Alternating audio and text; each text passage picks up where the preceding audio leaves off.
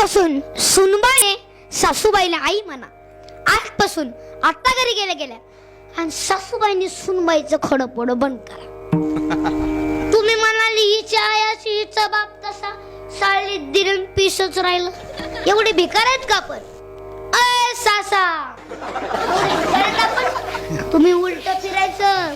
तुम्ही म्हणायचं माझी सून आय आय आय आय लक्ष्मीच.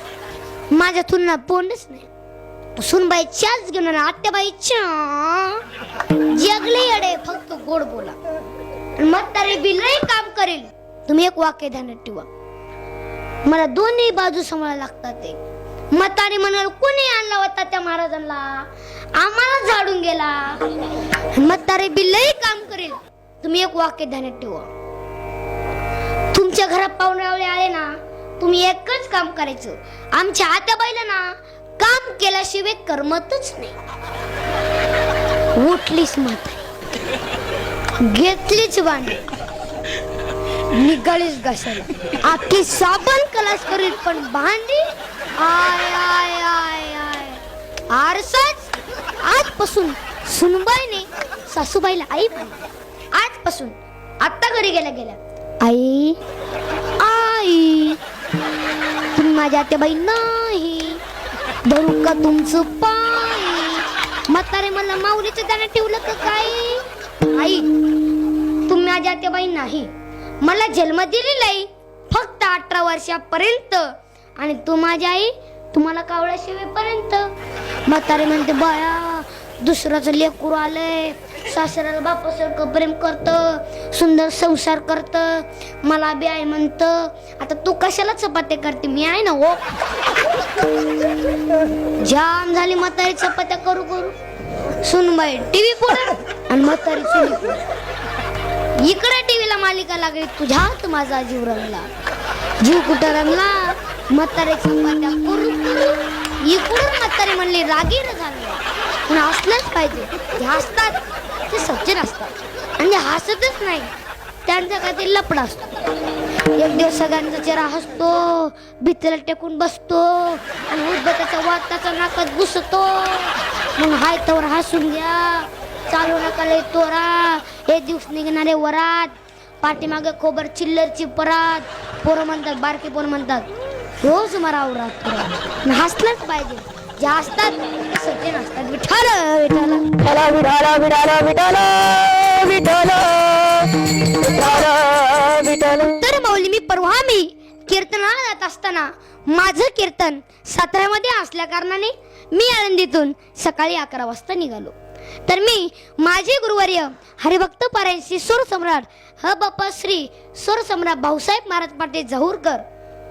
मी वडिलांमुळे 4 राज्यात कीर्तन करतो. अरे जन्मदातच माझ्या बापाने कीर्तन शिकवलं. मी या राज्यात 4 राज्यात कीर्तन करतो. हे माझ्या वडिलांची ताकद आहे. पण 2 कलाकार आम्ही सर्वजण निघाला असल्या कारणाने पुण्यामध्ये दुपारी 2 वाजता 70 वर्षाची आजीमाई आणि डोळ्यात चष्मा, हातात काठी, गुडघ्यापर्यंत लुगडं घातलेली आणि ती पायात चप्पल नसलेली ती 70 वर्षाची आजीमाई. मी त्या आजीमाईला पाहिलं. लगेच आमच्या ड्रायव्हरला सांगितलं की गाडी थांबव. गाडी थांबितल्यानंतर मी त्या आजीमाईला माझ्या गाडीमध्ये बसून घेतलं. गाडी 5 किलोमीटर अंतरावर गेला असताना मी आजीमाईला विचारलं, आजीमाई तुम्हाला मुलं किती आहेत?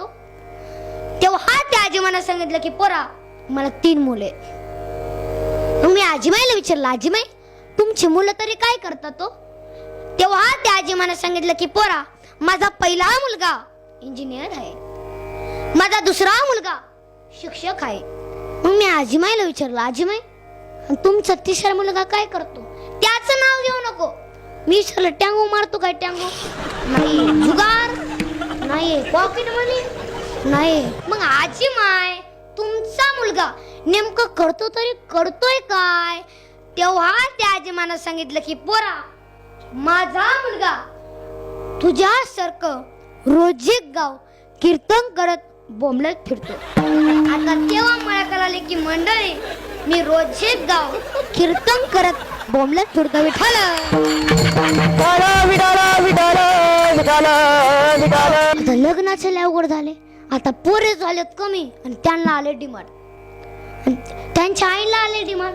जेवढं त्यांच्या आईला डिमांड आहे ना, कांद्याला सुद्धा मार्केट नाही हो. कुठंही गेला नाकात नतला झटका. ते म्हणतात आमची मुलगी कोणाला द्यायची नाही हो, मुलगा दिसायला छान पाहिजे, पगार भरपूर पाहिजे आणि त्याला आई बाप नसले पाहिजे. लग्नाची लगोड झाली, एकाचं लग्नच जमत नव्हतं.